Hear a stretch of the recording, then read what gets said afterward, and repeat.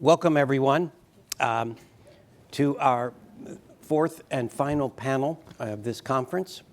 This one is on the implications of Nostra Aetate at 60, its challenges and legacy for Christian Dharmic tradition relations. And in case there are any newcomers, I don't see a face. Georgetown University is committed to standards of promoting speech and expression that foster the exchange of ideas and opinions. While it is recognized that not everyone may share the same views as the speaker, it is expected that everyone in attendance at this event respect the right of the speaker to share their views and ideas by not causing a disruption in the event's activities. At the conclusion of the event, there will be a question and answer session, which worked well in the last period, during which you may ask questions and engage in dialogue. And be sure to phrase your comments as was done before in the form of a question. In the interest of time, we ask each person to be concise and ask only one question. And as you also know, I'm John Borelli, and I've been here at Georgetown for a few years. And welcome to Riggs Library. It's our historic Riggs Library, too, which dates from the 19th century and was and expanded into various parts here of the library until Lauringer was built in 1970. These volumes in here are seldom checked. They are old volumes of various fields that are not too active here at the university, but they provide a nice setting for this. And when the new library was built, the president, Tim Healy, not Patrick Healy, after whom this building was named, Tim Healy, a Jesuit, who went on to be a librarian of New York Public Library from this job, said, I know what I can do with this. And this has become where the president's office has some major events that take place. We have an excellent panel here tonight, and we've had enough introduction from the previous panels. We really don't need to say much more. Graham Schweig is a widely published scholar of comparative religion, specializing in the religions of India, yoga, philosophy, mysticism, interreligious dialogue, and theology. Quite a specialization. His translation of ancient Sanskrit texts include the Bhagavad Gita, the Beloved Lord's Song of Love, and Dance of Divine Love, India's classic sacred love story. With a doctoral degree from Harvard, he is a professor at Christopher Newport University, which is the newest university in the University of Virginia system, and a distinguished research and teaching faculty at the Center for Dharma Studies at the Graduate Theological Union in Berkeley. Reverend Grace Song is an ordained Won Buddhist Kyo Munim meditation teacher and advocate for interfaith dialogue.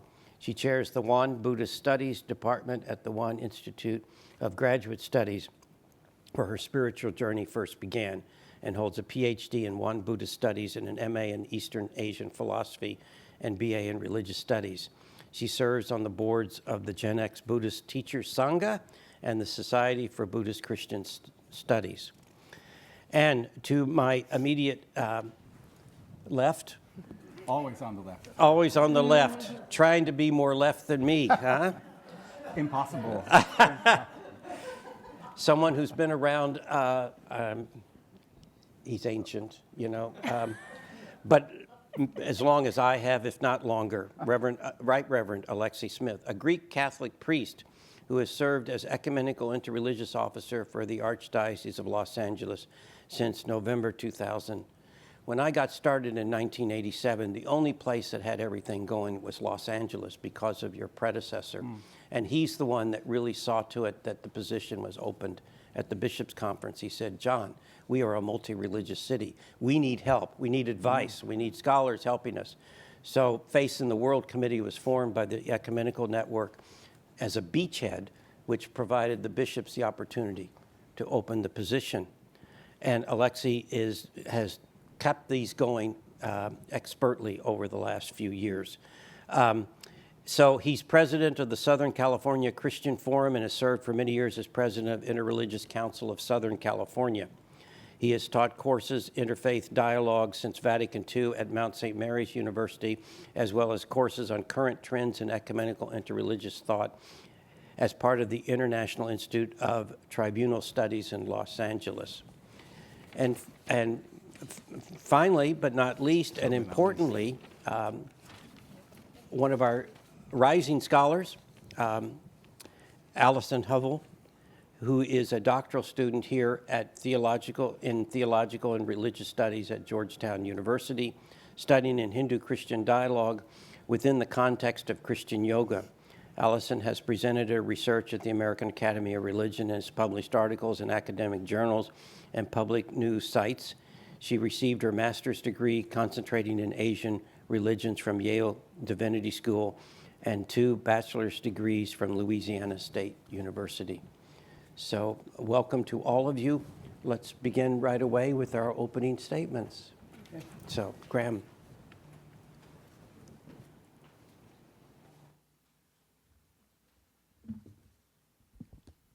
Okay, let's see how to work this. It's up to you. Okay, testing. We're good? Okay, good. Well, first I want to thank the American Jewish Committee and Georgetown University for arranging such a marvelous sessions. These sessions have been very wonderful for me. And I can't see my panelists, but you're there, right? Okay, good. Okay, I just wanted to make sure they didn't run out. So I have pages and pages of notes of things that I could be speaking about, but I'm reflecting on my sort of how I was raised. I was actually raised in Washington, D.C., born in New York City. And my father, I was raised by a mother who was a poet and a writer, and a father who was a psychiatrist and psychoanalyst and a training analyst. Okay? So my father, a year before he died, he said, you know, Graham, the difference between a neurotic and a psychotic goes like this. A neurotic paints castles in the sky, a psychotic lives in the castles, and the therapist collects the rent. Then I asked my father, knowing full well that he never accepted patients who were particularly religious, which always fascinated me. Why? He said, I can't deal with people who are religious. So, of course, the Oedipal complex is there, so I became very involved in religion. So I asked my father, I said, how many other castles are around that other castle? And do the psychotics know what's going on in the other castles? And is there any dialogue? Is there any interaction with those castles? And he just kind of looked at me and we changed the subject. Okay. So thinking back on the 60s when I was growing up here, and the Vietnam War was ahead of every young man who was growing up in his teenage years, that you were headed for the draft. You were forced to sign up for the draft, and you could be easily put over in Vietnam to fight.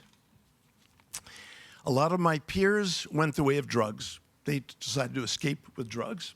Some of my peers went to Canada, which I understand we're trying to make that a 51st state right now.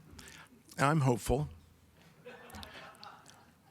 in different ways that you may not know. But, and then, of course, others went to Mexico, others went to Europe, others dieted so they'd be so skinny that they wouldn't be accepted. I went the way of yoga. I escaped from the outer world to the inner world. Somehow, at age 13, I was so attracted to yoga philosophy and meditation. Back then, asana, or the physical yoga, was not as popular as the meditational aspect of yoga. So it was something that I would take up very, very seriously. I was reading. In fact, I would take a pilgrimage down to Georgetown to Yes Bookstore, yes with an exclamation mark.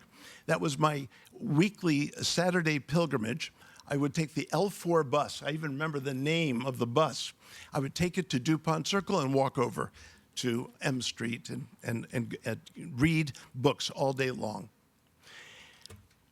And finally, I came across, at the age of 14, the Bhagavad Gita. And much to my surprise, here was a book that opens up on a battlefield. I mean, recently when I gave a talk at the Smithsonian on the Bhagavad Gita, I explained to my audience that while the Hebrew Bible front loads God right at the start of Genesis, the New Testament, the writers, the gospel writers front load God and Jesus, and the Quran front loads Allah and the all-merciful, all-compassionate, and so on.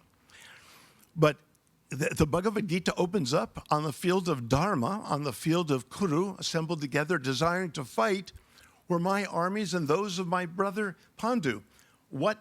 How did they act, O Sanjaya? So I'm figuring, I'm trying to escape war. I'm opening up the Bhagavad Gita, a very important yoga text, and here I enter into, well, a war. So I didn't want to go to Vietnam, and here I am dealing with Krishna Nam, Nam in Sanskrit meaning name. But the genius of the Bhagavad Gita is in its first 6 words. Dharma kshetre, kurukshetre, samaveta yuyutsavaha. Now, we're known as Dharma traditions. This is what this panel has been sort of characterized as. Dharma traditions, it's ironic. Now, the Bhagavad Gita begins with the word Dharma, but I'm going to back up a little bit and say Dharma traditions here mean all of the indigenous traditions that come out of India, which are mainly 4. So that's Buddhism, Hinduism, Jainism, and later Sikhism. What's ironic about the title Dharma traditions is that the word Dharma means something different in each one of these traditions. So we're all kind of agreeing to Dharma, but I don't know what you mean by Dharma, but I know what I mean. We can all be called Dharma traditions. So that's kind of interesting right there. Within the Hindu umbrella, there are 4 major traditions. The Vaishnava traditions, which, as we already discussed, are the really truly theistic traditions of India.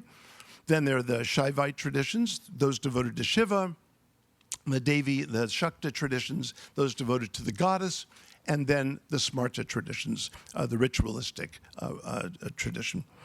So in the Vaishnava tradition, not only Archbishop Machado said that Professor Zahner noticed that the Vaishnava tradition was the most sort of likely competitor or interlocutor with Christianity. But Rudolf Otto said that also in his book, India's Religion of Grace and Christianity, Compared and Contrasted. So, the Bhagavad Gita, let's go back to the Bhagavad Gita. Dharma, first word. Dharma kshetre kurukshetre, samaveta yuyutsavaha. The Bhagavad Gita teaches us right off the bat about the human condition and doesn't front load divinity. Right off the bat, the human condition. Our essential nature in conflict with our outer nature. They come together in conflict, and this is the human condition. So, the Bhagavad Gita starts off this way and moves into Krishna's teachings to one of the generals on the battlefield, and who has a breakdown because he cannot imagine fighting this battle. It was a fratricidal war. So the ultimate message of the Gita is, Arjuna, be a yogi. Go deep within. That's where you'll find your answers. You will not find your answers in the external world. There will always be conflict in the outer world. But where we find not only peace, but the answers is in the inner world. Now, I'd like to revisit a verse that Anuttama recited rather quickly, but there's really a formula in the Gita for dialogue. Majjitta magata prana bodhayanta parasparam. First, go deep within. Commune with divinity first. Go as deeply as you can first within. And then and offer your life breath to that divine. but then come out and then bodhayanta parasparam. Then we can enlighten one another. And this is, I think, the formula that the Gita gives for dialogue. First, we have to go within. And to the extent that we can go within is to the extent that we can truly enlighten others on the outside. So I think that the tradition of the Gita really speaks to the idea of moving deeply within. And that's the practice of yoga is very much a process of the Ashtanga, the 8 limbs of yoga, to go deeply within, and then one has something to offer on the outside. Another teaching that's tacit but most powerful of the Gita is that all wars begin inside of ourselves. And if those wars are not addressed, we have wars on the outside. So this is a powerful message, I feel. Once we recognize that we have something to offer because of our deep seeing and seeking, once there's this deep seeing and seeking, then we have something to share. And then when we have something to share, I believe there are revelational moments in that sharing. For the Indic traditions, or at least for the Vaishnava tradition, revelation is something that's ongoing. It doesn't stop with scripture. It's something that can be happening between hearts. And I'll just conclude quickly by sharing with you something very unexpected during this conference, this symposium. Something I really did not expect. So back in my Harvard doctoral days, I was supposed to study, my diploma says comparative religion, literally. It's supposed to be about dialogue and so on. So I was supposed to do a dissertation on John of the Cross in comparison to Krishnadas Kaviraj Goswamin, both 16th century mystics. But my professor guided me only toward the Hindu tradition because he felt there was not enough scholarship done on the Hindu side. So he sort of forced me into looking at the Hindu side, and then, and the Vaishnava side in particular. He said, and so what is the highest vision of the Vaishnava tradition? So I was a little startled, like, what am I going to say? So I'm flipping through everything that I know, and I said, well, it would have to be the Rasa Panchadhyayi. What this refers to is 5 chapters in the Bhagavata Purana, which depicts divinity being surrounded by humanity, linking arms first. And the message here is so powerful for us today. The formula, this vision is of humanity linking arms lovingly. The word is abadha. Abadha, that's a kind of affectionate linking of arms. And only when that inclusivity occurs can we expect a healthy exclusivism. I think too often religion reverses it.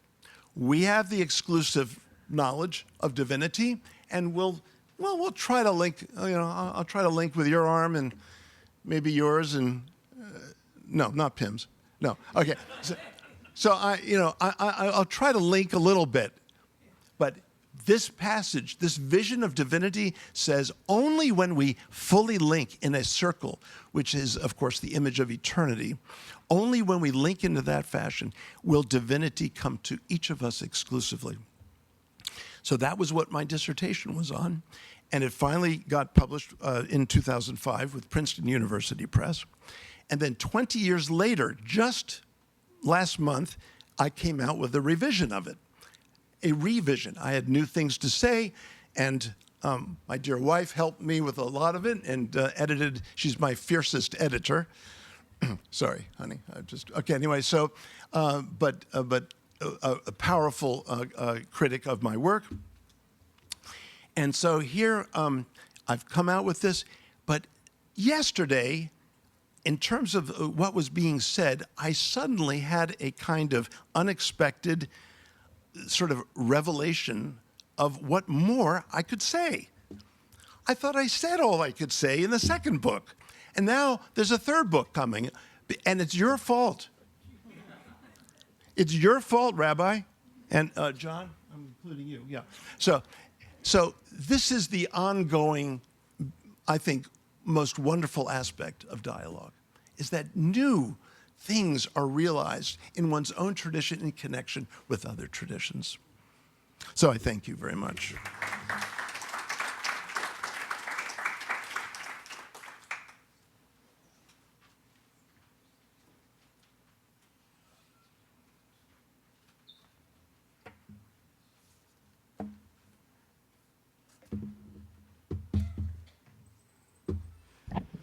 Good afternoon, everyone. It's an honor to join this conversation on the legacy and promise and challenges of Nostra Aetate for Christian Dharmic traditions. And speaking from the Won Buddhist tradition, I'd like to share how this document resonates not only as a Catholic milestone, but also as a call that aligns with our Won Buddhist movement for interreligious dialogue and world peace. And I still remember a picture that hung up on our living room wall here is a photograph of our Won Buddhist third head Dharma master warmly shaking hands with Pope John Paul II in 1984. It's an iconic image in Won Buddhism. So the Pope had come to Korea to preside over the bicentennial commemoration of Korean Catholicism and the canonization of 103 Korean martyrs. And as a young girl, whenever I looked at that picture, I didn't think in terms of religious labels. I just simply saw two people who genuinely were happy to meet each other. So I recently rewatched the encounter on YouTube and was deeply moved to see that Pope John Paul II began his meeting with this small group of religious leaders, Korean religious leaders, by speaking in Korean. And it wasn't just a simple greeting. He was saying full sentences, and he was pretty good. So you can just imagine how much practice had to go into that. And when I saw that, I said, that is the act of humility. That is the act of deep respect. Not only that, he brought his speech to a close again in Korean, and the crowd went wild. No, they didn't, actually. It was just very stoic, hand clapping. But in that 30-minute video, it was something deeper than communication, because when I watched it again, everything was being translated by interpreters. Everything was getting lost in translation. So to me, it was more than communication, it was communion. So in his short speech, the Pope's message was very clear, and he was saying we must come together, we must collaborate, and we must cultivate all-embracing love. And to me, this is what is meant by fostering unity and love among individuals. And on the same day, that was May 6th, at a significant reception hosted by senior Catholic clergy in Korea, the Pope remarked, I have learned two things in Korea. One is the phrase, one world, and the other is the phrase, thank you. So Pope John Paul's address to the small gathering of Korean faith leaders made Nostra Aetate come alive for me. I no longer felt the need to cling to terms that unsettled me. Instead, I was able to look deeper into the spirit of the Constitution. What was the deeper intention? I later read that Master Taesan, our third head Dharma master, presented the Pope with gifts, and among them was a calligraphy of what's called in our tradition Ilwon Sang, one circle image. For those of you who know Won Buddhism, we do not enshrine a Buddha statue at our altar. All you will see is a simple circle, which is the symbol of the awakened mind of Buddha, also the symbol of our interconnectedness, and also the symbol of our common nature, our Buddha nature, or the original mind. And in that meeting, our third head Dharma master also had an opportunity to share his vision to Pope John Paul II. And he shared 3 great proposals for world peace. And he said, first, the creation of a united religions to bring together the wisdom of all faiths alongside the United Nations. And second, the development of common markets so nations could cooperate rather than compete, ensuring dignity and security for all. And third, the cultivation of the mind, reminding us that religious leaders must first transform their own hearts before guiding the world toward peace. So what happens when Christians and Buddhists, I include one Buddhist, take this invitation seriously? We discover that engaging deeply with another tradition can enrich our own faith. I think of Thomas Merton, who said, "I found myself not only fascinated by the religious other, but wonderfully enriched by letting go and allowing myself to be imbued with the wisdom of the East." He was talking about his brothers Thich Nhat Hanh and the holiness, the Dalai Lama. And even Thich Nhat Hanh, he called Thomas Merton and even Dr. Martin Luther King Jr. his brothers. He called Dr. King a bodhisattva, an enlightened being trying to work for the emancipation of other human beings. And when Dr. King was assassinated, it was that Thich Nhat Hanh could not eat, he could not sleep for days, for his brother had passed. So in dialogue, we learn to see from within, to experience, even if only for a moment, the ineffable essence of another religion. In Buddhism, this might be the stillness of meditation. In Christianity, it may be the living presence of God. But these encounters do not erase our differences. They bring them into sharper focus. Yet at the same time, they reveal that difference need not be a source of division. Instead, it can deepen our reverence for the potentiality of our own traditions. It is like the rhythm of breath. When we close our eyes, we taste the oneness that holds us all. And when we open them, we see the diversity that gives life its richness. So when Master Tezan met the Pope, he offered a vision of religion as the mother to the world's political father, a necessary balance of compassion and justice. And that vision, together with the spirit of Nostra Aetate, challenges us to bring our contemplative practices into action, to combine prayer, meditation, and repentance with efforts toward peace, justice, and sustainability. So in closing, from a One Buddhist perspective, for us, the legacy of this Constitution is profound. It broke open a new horizon of dialogue, and its promise is even greater, that through wordless communion, through empathy and respect, through shared commitment to cultivating what we call in Korean ma'um, mind, heart, religions can become partners in healing the human family and the earth itself.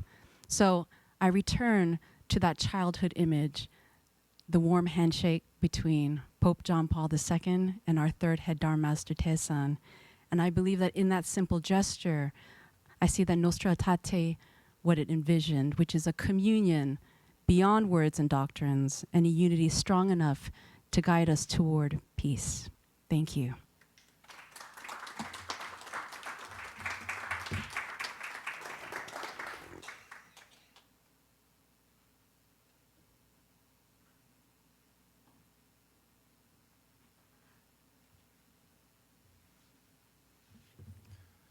I may be to the left of our hosts, but scheduling us right after lunch, not the best time. And again, I join in thanking the organizers for inviting me and including me in all of this. In the City of the Angels, Los Angeles, which is a gateway to Asia on the West Coast, along with San Francisco and perhaps Seattle, this great wave of Asian immigration coincided with a new openness towards other religions within Catholicism, mandated by the document we're celebrating here. But in Los Angeles, a unique situation developed for Buddhism. All the major schools of Buddhism, ethnic traditions, languages, customs, are found there. And this great diversity within Buddhism stimulated inter-Buddhist dialogue. In 1980, the Buddhist Sangha Council of Southern California was formed, the first such Buddhist organization to embrace all the different schools of Buddhism. And that Sangha Council then, while establishing its own dialogue amongst itself, began to explore interfaith dialogue as well. And during those years, as John Borelli referred, the Archdiocese of Los Angeles embraced the thinking presented in the document we're celebrating. In 1969, the Archdiocese, with other religious communities, founded the Interreligious Council of Southern California, today known as IC SoCal, and exchanges there between Buddhists and Catholics began, culminating with the formal establishment of our Buddhist Catholic dialogue on the 16th of February, 1989. Prior to that, the Buddhist community had helped us welcome Pope John Paul II to Los Angeles in 1987 with an interfaith gathering conducted in the Little Tokyo area of Los Angeles, and that event was aptly entitled Nostra Aetate Alive. We have become, over the years, aware firsthand of the gifts we have to share with one another and how we can be enriched by one another. We've discovered in the lives of simplicity and compassion of our founders something basic to everyone. Subsequently, the Hindu community and the Sikh community also joined the IC SoCal. We began to learn from one another, and one of the ways we did this would be by studying documents, but not necessarily traditional documents. For example, with our Buddhist Catholic dialogue, I encountered a little pamphlet. Those of you who are Catholic remember pamphlet racks, and they have little pamphlets. One was entitled, What Catholics Should Know About Buddhists. It was, of course, written by a Catholic, right? So I got multiple copies of this document, and I gave them to our Buddhist colleagues, and I said, is this what we need to know about you? We spent a year rewriting that pamphlet. And we sent it to the publisher saying, this is what we've done. The publisher got back to me and said, well, if we ever republish this document, we're going to use every suggestion you made. It's a way of learning. It was a very deep learning there. I also, John referred to some classes I teach, one of which is entitled Ecumenism and Interfaith Dialogue as a Catholic Ministry.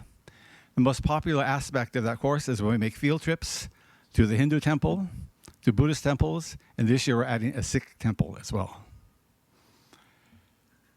We've also discovered, led by the late Pope Francis, the kind of new form of interreligious dialogue of fraternity. Nostra Aetate calls for us, exhorts us Catholics to engage with those who follow other faith traditions in dialogue and collaboration. And I think those two words, and collaboration, is the future for Nostra Aetate and for all interfaith dialogue, cooperation. In his call for fraternity, Francis is teaching us that the Catholic Church's ministry of interreligious dialogue only begins with theological dialogue, and after learning about each other and holding what is true and holy in those faiths, and in their practitioners, then that dialogue has to be completed by corroboration. So how are we doing that?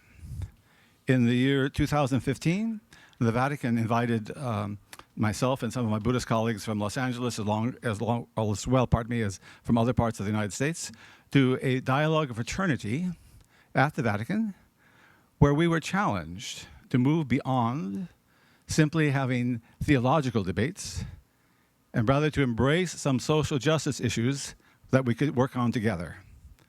In Los Angeles, we selected two such items. One was together to try to implement Pope Francis's wonderful encyclical on the environment, Laudato Si.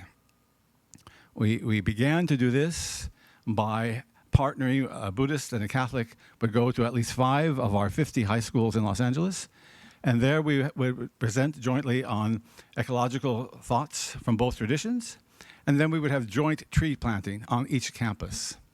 We were able to do just a bit of that, and then COVID came in and put a stop to all of that. But we're going to revisit that. The other thing that we tried to do, and we succeeded at doing, or I should say, are succeeding at doing, is to we're taking the concept of compassion and try to do something together to alleviate the suffering of the people, of the homeless population of Los Angeles. Thousands of people living on the streets of our city. So what we've been able to do, we've been able to partner the Catholic St. Vincent de Paul Society with a Buddhist equivalent, the Tzu Chi Foundation. Tzu Chi has things we don't have. They have mobile eye clinics, mobile dental clinics. We don't have anything like that. St. Vincent de Paul has clothing and food and things like that. And it's an absolute marvelous experience to walk the streets of LA dressed like this, along with a Buddhist monk or nun dressed in their saffron robes, and encounter people. I'll never forget one guy living in a box down on Skid Row, only half clothed himself, came out of the box and looked at me and said, "Well, you're a priest. Who are you?" And the nun said, "I'm a Buddhist nun." And the guy said, "Catholic priest and a Buddhist nun, and you're here together?" And I said, "Yeah, we're here together to try to help you." And his only response was, "Hallelujah." And I think that's the reaction we'll get when people of diverse faith traditions partner together and work together. I remember also going to the Vatican with the Tzu Chi Foundation and also speaking at the Parliament of the World's Religions on ecological issues as well. The Vatican, Tzu Chi was trying to convince the Vatican officials that they had the ability to change plastics into clothing. And the Vatican didn't have that ability, but it did have the ability to distribute this clothing. You see the partnership there, the collaboration. Again, in my opinion, that's the future of all of this. We also were able to partner with various Buddhist traditions in LA to provide meditation services. Something I was a bit skeptical about at first, not being a great meditator myself. One of our county supervisors, Mark Ridley Thomas, was impressed by the way we were working together with the homeless. So he challenged us to do something at the Martin Luther King Hospital. Martin Luther King is a transit hospital where people who need medical attention, who live on the streets, receive their medical attention, and then before they're put back on the streets or find housing, they're housed there for a month or so. So we came up with the idea of meditation. And every Wednesday night for about 6 weeks' time, a Catholic and a Buddhist would go to this hospital. We would engage whoever was there who wanted to join us in learning to meditate. Sometimes there were 30, 40 people, sometimes 10 or 12. But it was an absolutely fascinating experience. I learned more about meditation there than I did in any class I ever took in seminary. One night, the room was filled with people, and half of the session was led by Buddhists, half by Catholic. It was my turn to lead as a Catholic. When I finished, the Buddhist led her part. And then people engaged in this meditation. Got very quiet, very quiet. So much so that I thought everyone had fallen asleep. But they were deep into meditation. And I didn't want to end the session. But we had to, so when we ended it, I can't tell you how many of those people who are going back on the street tomorrow, the next day, many of them came up to me and said, "Father, thank you. Thank you because you've equipped us with a way now of dealing with the stress we're going to experience back on the street." We would never have done that alone without our partnership with our Buddhist friends and Buddhist colleagues. So again, I can't emphasize enough the need to collaborate with the Hindu population. We usually take a topic and we look at that for a year, and then we have some type of public event sharing what we've learned about each other and from each other. Probably the most successful one we've had was on afterlife or near-death issues. You know, what happens in death? Because there's some difference in approaches there. And the majority of people that attended that session were hospital chaplains. People coming to learn how to minister to people of Hindu traditions and Catholic traditions at the moment of death. Again, collaboration, I think, is the way of the future. Thank you.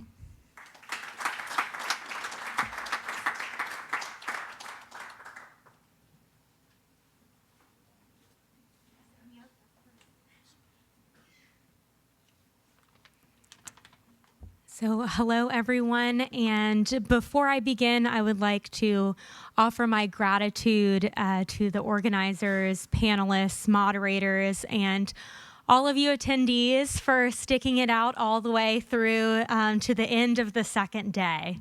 And specifically an appreciation for others who have so graciously and wonderfully defined what we mean when we're speaking of the Dharmic traditions. So for these interreligious dialogues, since I've been in attendance with the Vaishnava Christian Dialogue and now this one, I always am wondering what position I'm going to be speaking from, whether or not it's going to be from the Catholic or the Dharmic tradition. And so today I'm just going to speak from what I do know, which is my own life experience. And, you know, even throughout this conference, I'm so humbled by the things that I don't know yet, or the things that I have yet to learn. And so please take this as a case study in the legacy and the promise of Christian and Dharmic traditions. So in true interreligious fashion, yoga, modern yoga, led me to Nostra Aetate. The first time I had ever read about Nostra Aetate, I was 17 years old. And as a sign of my generation, I had received an Instagram comment from a Catholic stranger who disapproved of my practice of yoga. This user claimed that because I practice yoga, I was no better than, quote, Satan's handmaiden, end quote. Yes. It's okay. It's funny. We can laugh about it now, right? And so I found myself Googling the question, can Christians practice yoga? And this led me to Nostra Aetate and also to my dissertation research. I had never heard of such a document, despite being raised in the Catholic school system and attending Mass every Sunday, sometimes even more than once on a Sunday if I was feeling particularly guilty that week of whatever was going on, right? And so this begs the question, who is responsible for teaching Nostra Aetate? This document states, as many of my colleagues here have said, the Catholic Church rejects nothing that is true and holy in these traditions. And this statement follows the paragraph addressing Hinduism, Buddhism, and other religions found everywhere. So, was it my responsibility to repeat this phrase to that one Catholic stranger online?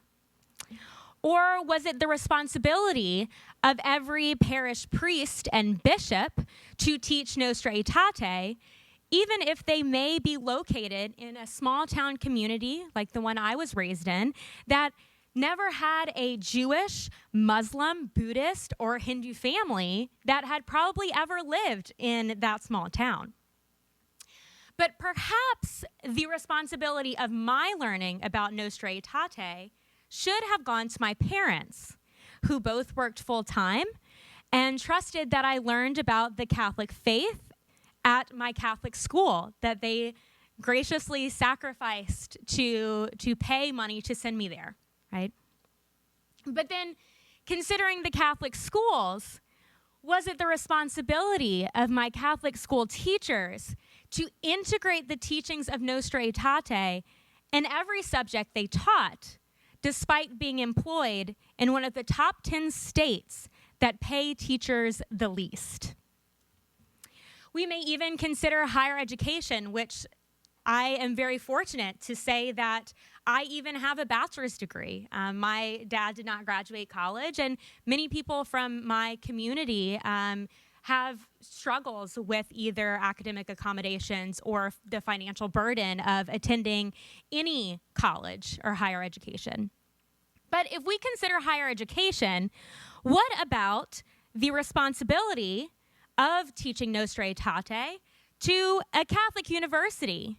Is it that Catholic university's responsibility to ensure that their campus ministry and their student affairs is structured in a way that not only fosters but furthers Nostra Aetate?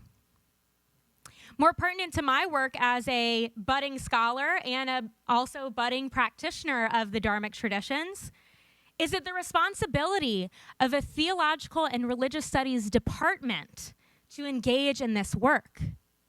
And as we heard yesterday, is it the responsibility of generous Catholics to create endowed professorships and interreligious dialogue?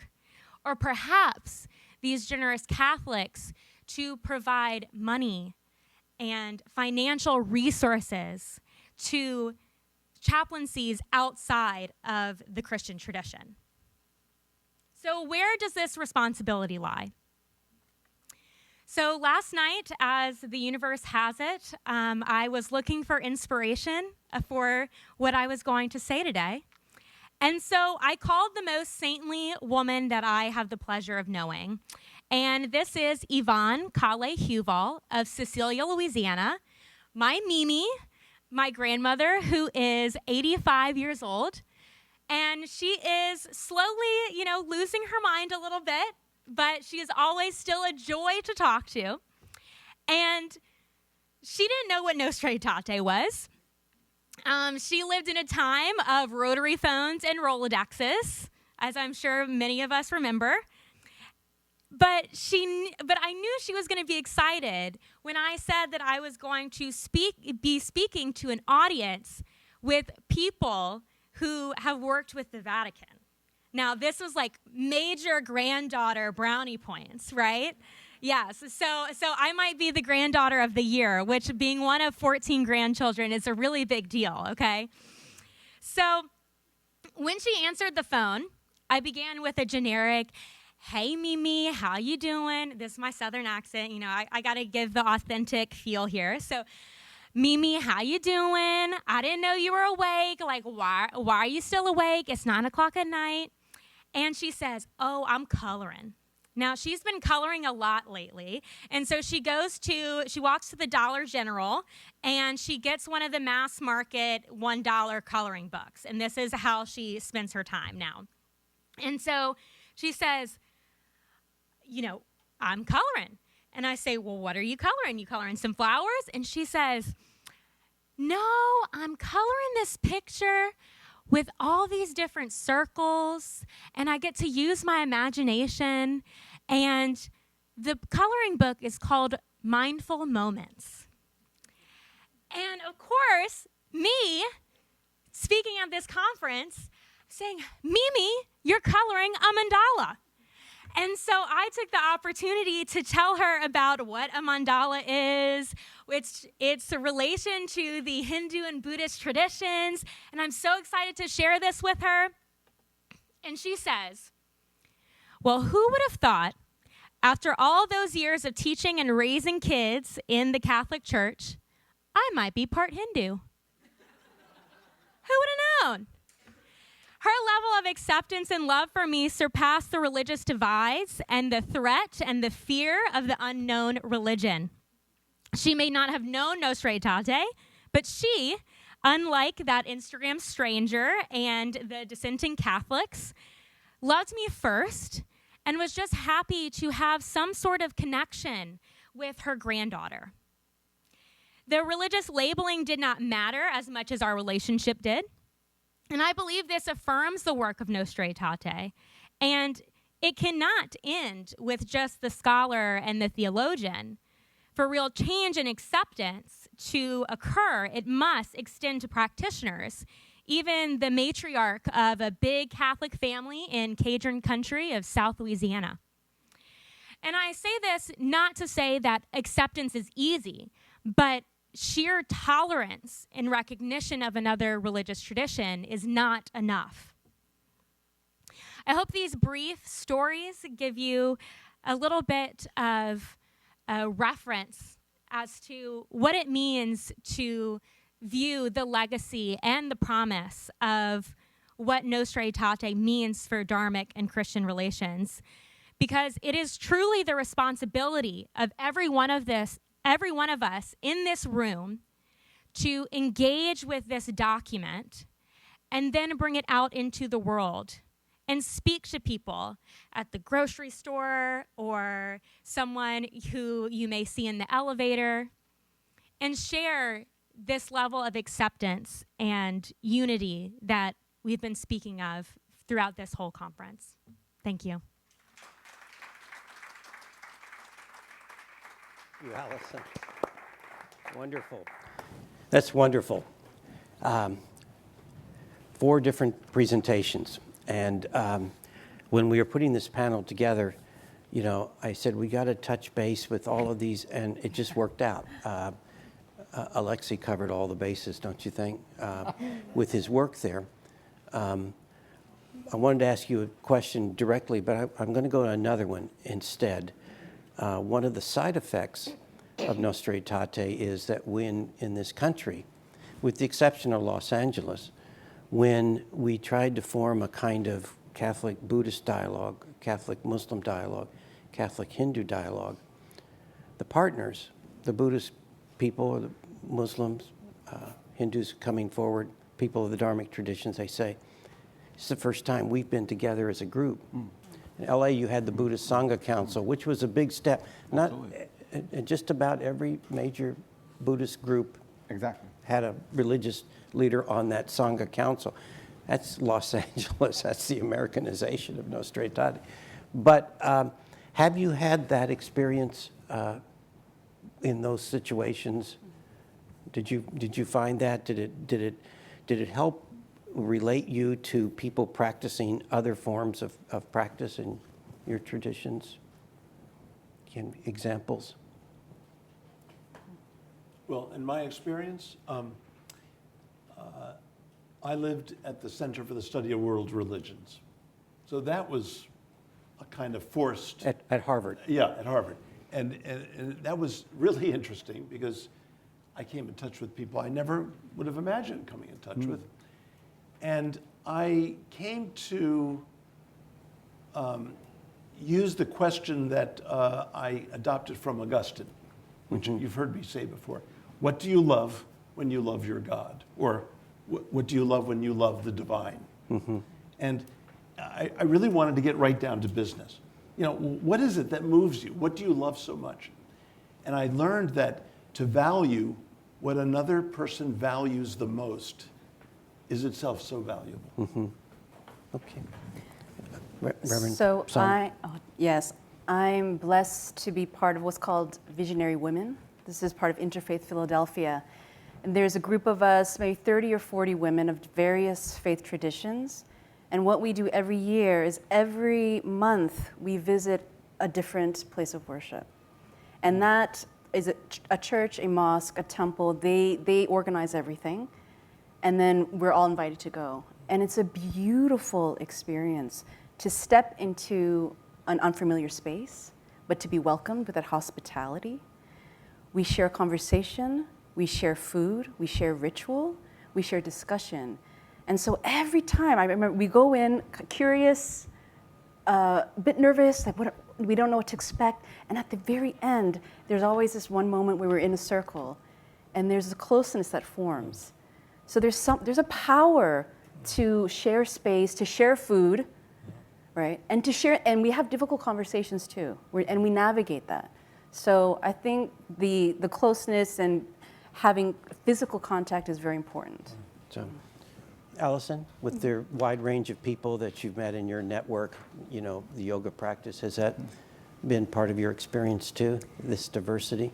Sure. I think in the context of Christian yoga, There's definitely a spectrum of who is willing to accept the origins of yoga and who want to completely erase the Asianness of yoga or the dharmicness of yoga.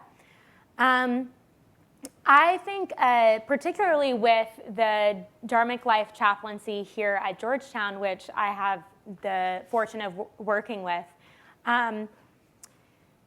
the students are always faced with the Catholicness of this university.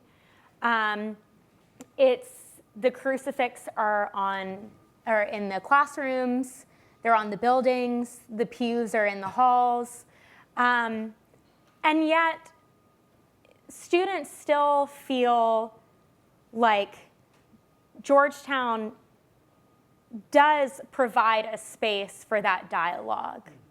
Now, whether or not it's done perfectly all of the time, and whether or not there is definitely critiques and spaces where Georgetown in particular needs to grow, that's a different story. But I think that essentially coming back to yesterday when we were speaking about the fences is here at Georgetown having the Dharmalia or the Dharmic Meditation Center, being able to have a space where students are accepted in this wide space of Catholicness, to be able to go into a room and see people who look like you and see people who have the same cultural background as you, that is absolutely invaluable.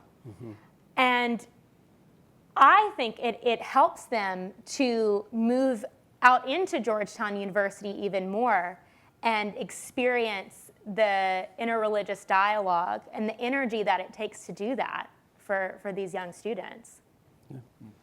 Could I say something Yes, about that? yes, go ahead. I'd like you to know that at Loyola Marymount University in Los Angeles, another Jesuit institution, the Center for Religion and Spirituality was debating whether or not to offer yogic studies. Because there's a master's there now. Now right? there's Yeah, a master. yeah. There wasn't that. It was just going to be classes. Yeah. Now there's a master in this. Yeah. And Dr. Chris Chappell asked me to come and, as the ecumenical officer of the Archdiocese, and give my opinion about this.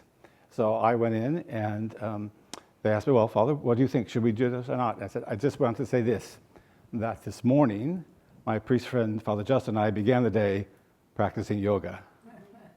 I need say nothing else. And they went ahead with it. We're going to 2:30, aren't we? We've given us 45 minutes. We don't need that, I don't think. We can do a 5-minute, 10-minute break. Okay, good. All right. You remember Chris Chappell, Felix? Were you there when Chris was at Fordham? He was another Fordham person. He's still there, yeah. Still there. He's still there. He said still at Loyola, but he was at Fordham with us as a Oh, I see, graduate Fordham, student yeah. in those days. Oh, I forgot So that he was, yeah. it's another connection. It's a mafia, what it is. Well, what did Catholics need to do more, or should they do more to implement Nostra Aetate? And especially in relationship with the Dharmic traditions. That's in that context.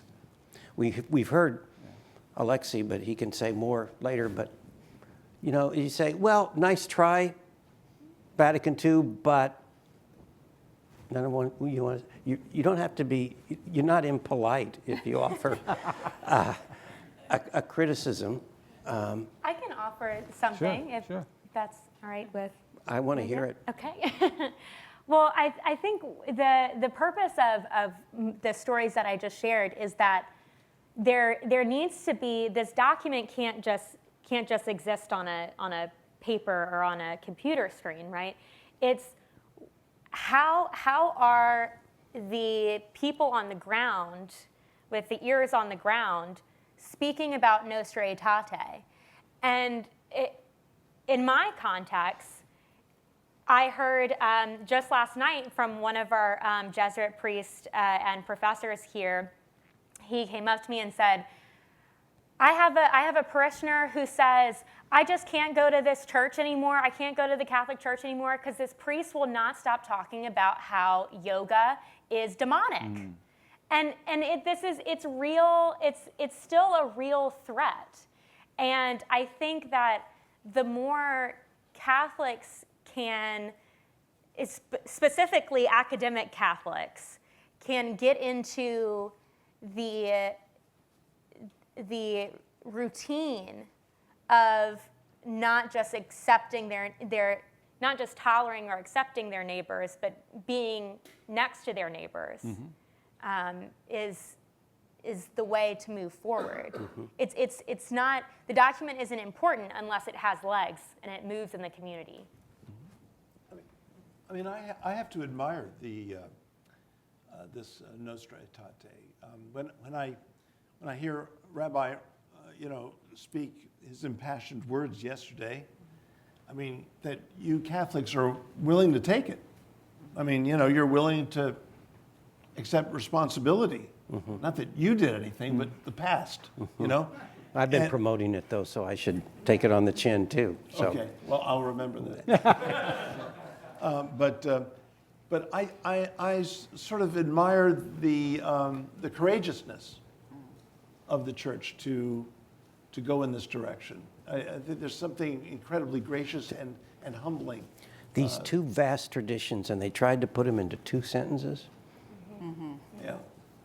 The Archbishop of Tokyo, by the way, was the one responsible for the final wording on Buddhism in Nostra Aetate. There was a line written with a Jesuit from Sophia University, but he wasn't the expert in. They were very famous French scholars, Jesuit scholars, who were writing there, and so they spoke to the Archbishop, the Cardinal Doi, and his wording. I have the modicum that he sent in was what was the final wording, but Japanese Buddhism is only one segment of this. We're very diverse. But I'd be curious actually to do a survey for Buddhists. Like, how many Buddhists know about this? Very small percentage.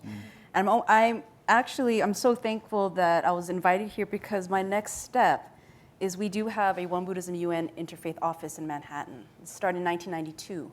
Yes. And so I will bring it to them, right? We have Reverend Toyin Park right there, right now. And I'm thinking I'm hoping this could be part of our strategic plan for One Buddhism. Interfaith relations is extremely important in One Buddhism from the very beginning. It starts with our circular symbol. It starts from there. And so moving forward, from the Buddhist side, I'm hoping that we learn more about this. I think that's a part of our responsibility as well. In terms of effort from One Buddhist side, we've always been in contact with Catholicism, with the leaders, whether it be at conferences, relationships, constantly coming to Korea, going to Rome. That was in 2015. We were back. So I think there's always been, from our side, a constant effort. So I'm hoping that initiative or that energy continues. We've heard a lot about American Jewish Committee at the time of Vatican II, and many rabbis were in touch with the bishops in their dioceses. And the American bishops were some of the biggest supporters of Nostra Aetate for the very reason. In fact, one very, very hard-hitting bishop who was from Oklahoma, Bishop Stephen Levin, I actually knew him a little bit, but as a young priest, he told my mother which Catholic university to go to instead of University of Oklahoma. He was in San Antonio at the time in his auxiliary, and he almost wanted to vote against it because it didn't have the word deicide in it. He wanted us to put it in it, claim it, and condemn it. But Paul VI said, take it out. But nevertheless, the relationships formed during the council spilled over, and with Jewish help, Nostra Aetate 4 was implemented in the United States broadly across clergy circles, and the seminaries picked it up, I think, mainly through the biblical faculty, because they couldn't keep teaching the Bible as had been doing it because of Nostra Aetate. That much was done, but 1965, 2 other things happened. The Immigration Act, so that changed the face of America, and Asians, a lot of professionals not the blue-collar workers that you were talking about in Holland, but a lot of professionals came in, Indo-Pakistanis and so forth, and Malcolm X was shot and assassinated. Most Americans would have thought black Muslims when they heard about Muslims and civil rights and the opposition to Martin Luther King and so forth, the contrast of views. So it took a while. I don't think Nostra Aetate as a document beyond Jewish relations made it into seminary faculties. And that's one reason we have priests that say what they do. I don't think we ever cracked that. But ecumenists complained the same thing. The ecumenical teaching didn't make it into seminary faculties. And it's still lacking. It's still lacking. So that's part of the problem. But implementation has been happening. And fortunately, we had our relationships in place when 9/11 came, because then we could go into parishes and we did all kinds of things in a Muslim Catholic way to bring order to that response. But still, that's been a problem. But Allison raises another interesting question, and something I think you probably might feel, Graham. I don't want to put you on the spot. I seldom do, but it's how much is double belonging part of this? And I've said this to rather prominent Zen teachers who were born Jews. And in a way, they're double belonging. Yeah. You know what I'm getting at, double belonging? Yeah, people who practice in two traditions. It could even be triple belonging. Well, okay. All of my students, almost, I'd say 85% are double belonging. Quaker, Seventh Adventist, Baptist, Jewish. They call themselves the Jubus. It's a phenomenon that has been happening. And even I have people who say AA is their religion. So this is something that is flourishing, and in our tradition, we accept that. That's going to be the trend moving forward. Yeah. I mean, there are things about Judaism that I absolutely love. I mean, that I was explaining to you the other day, the Pirkei Avot. I mean, the wisdom of the rabbis is just so exquisite, you know. And I don't feel like I'm doubling. I feel like there's something, you know, basic there that I'm still just, it's reemerging. One of my teachers in graduate school, Wilfred Cantwell Smith, he said there are as many religions as there are persons. So it really comes down to, if you tell me you're Catholic, I really don't know anything much about you. I need to know more what that means to you. You know, who are you as a Catholic? What influences have you had?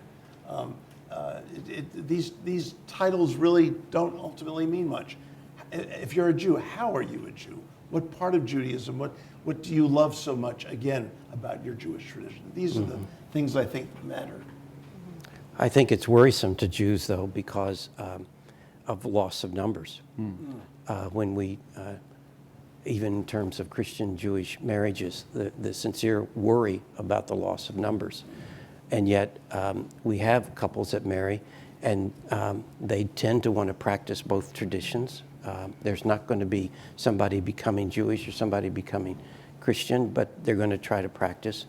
But quality is more important than quantity. this is worrisome to a lot of religious leaders about, can we really do this? It's in the style of prayers that are used at events that people pray in their own tradition. But yet, when we gather with people in the Dharmic traditions, we'll have people get up at 6 a.m. to sit in silence for an hour together, each in their own tradition. And at Gethsemane Encounter, they created kind of paraliturgical things we could kind of do.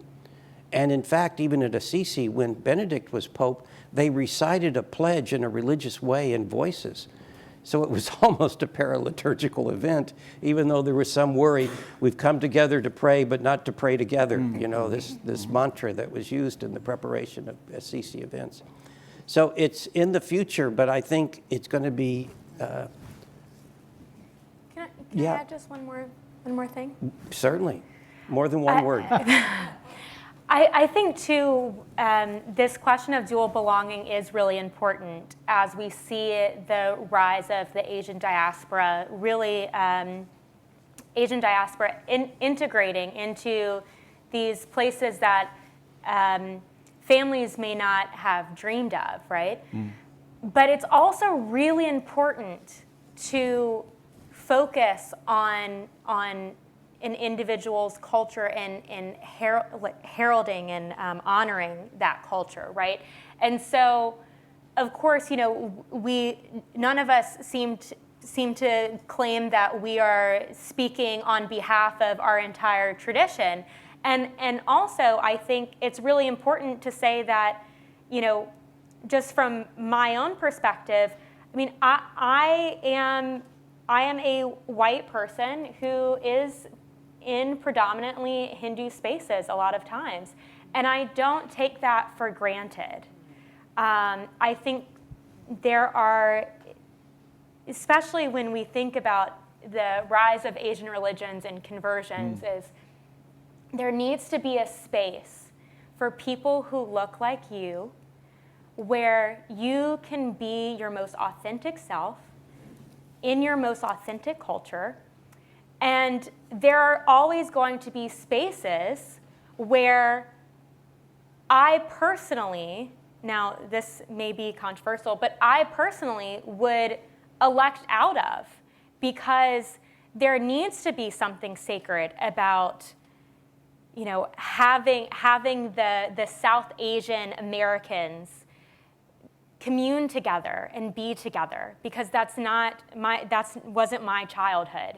And so that is just as important, too, as thinking about dual belonging, is still creating, even in these dual belonging spaces, is what full belonging means as far as culture goes. Right?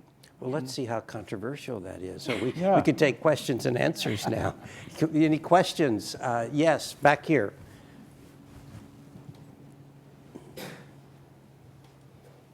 Hi. Aaron Dunn, Episcopal Diocese of Washington. Thank you for this entire conference. It's been a joy to be here with you all. I appreciate the conversation about multiple religious belonging. I was hoping we were going to get there. I'm curious from a theological and historical point of view with Nostra Aetate, how much was multiple religious belonging in the imagination of the document during its crafting, and how much of it is a reality that we see developing that Nostra Aetate may be able to provide some resource for or fall short of resource for. And just to add to that, very, very early on, one of the speakers invoked the word exclusivism. I also was hoping we would get to that, and how Nostra Aetate changes the conversation about exclusivism. That can either be tied into the multiple religious belonging conversation or its own strand. Thank you. I can say that as far as I know, the people involved in drafting the text and bringing it forward would not have been open to the dual belonging. I think it was yet to come as an experience. It's interesting, missionaries were the main movers in the rest of Nostra Aetate, not in number 4 on Jews, but on other parts. Missionaries come and wanted a more positive attitude. And some missionaries were actually engaging in some things on their own, but quietly at the time. And some of their spirit might have influenced some comment, but we can't trace it exactly. And I think one of the difficulties Nostra Aetate faced is that several of those who worked on Nostra Aetate 4 were born Jews. And so there was some worry about conversion. Gregory Baum, John Oesterreicher, and there are 2 or 3 other advisors who were involved in it. And so there was some concern about that. And in fact, even though John Oesterreicher was one of the champions of the document from the days he was in Vienna, when he was running an institute that was an outreach to Jews as a Catholic priest, but he fled across Europe and made it through Lisbon to the United States. Even when he started the bridge, there was some reluctance that was he still conversionary. And he went through that change at Vatican II, mainly through Carl Thime's influence. And so, but was he still? So, you know, this church that launched all these missionary journeys, missionaries to the world, it took a while for this to catch on. Were you going to correct me or something there on Felix? I had a question on that. So that's as much I can say. Did we miss a part of your question on that? Only Nostra Aetate and a relationship with exclusivism within Catholic doctrine. Right. And how that You're right. Another hidden champion of the document, and you won't believe me, was Cardinal Ottaviani. No. Whose shield was semper idem, always the same. He was against all kinds of change, and he was always in the minority. He was head of the doctrine office and the doctrine committee that was ignoring what what Secretariat for Christian Unity was doing, so that they got to raise their own drafts and present them to the council. But when the full-blown text was brought to the Commission for Faith and Morals, which he shared, he said, this is the full-blown 1964 5-part text, only members can comment. We're not changing the wording, which meant the advisors couldn't. And Jean Danielou was livid, as Yves Congar writes in his diary. They've made Christianity just another religion. I want to object. I want to say something. I'm quite angry. It might be the reason why the next text had the line from John, Christ is the way, the truth, and the life, that was thrown in as a proof text that really doesn't fit at that point, for some assurance, you know, that they weren't doing that. But Ottaviani grew up in Trastevere. A lot of Jews moved back to Trastevere when the ghetto was opened. They went back to where they had been living. He knew the extent of what happened to Jews in Rome. He didn't object. It's amazing. I couldn't believe Stransky when he told me that. So I think those in fulfillment Christianity theology, like Jean Danielou, and even to the extent, well, this is the approach that seems acceptable, that's inclusiveness, not exclusiveness, that we were going to reject a kind of position of exclusiveness. We already had with Father Feeney in the condemnation in the 50s for teaching outside the Catholic Church there's no salvation. So, but inclusiveness became kind of the standard theology. I think only in recent times have the idea of pluralism been really in the higher circles. Another question over here, yes. Oh, Felix's question. Yeah, coming back to this double belonging, I want to throw some light on that, because Panikkar, for example, said, I was born Catholic because his mother was Spanish, Catalonian, and his father was Indian, Hindu. And so he said, I was born Hindu. I was born Catholic, because he was born in Barcelona, baptized. And he said, I discovered that I am Hindu, and then I got converted to Buddhism, ever having left being a Catholic. So that's a famous quote. Then we have, even pre-Vatican II, we also have had in India our Enlightenment period, which is more of the British coming into India and sharing their culture. And so some bright Hindus, like even Rabindranath Tagore, who is a Nobel Prize winner for his poetry, this is a class of Bengalis that got attracted to Jesus Christ. And so therefore, there came a man who got converted, got baptized. His name is Brahmabandha Upadhyay. And there are several books written on him now. It's also a cultural thing. So now many do say in India, for example, I am Catholic by faith, but by culture I am a Hindu.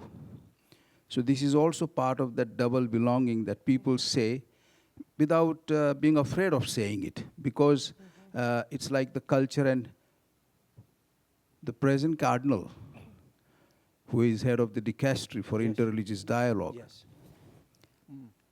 I brought to him number 2 of RSS. I have taken him also to meet Secretary of State.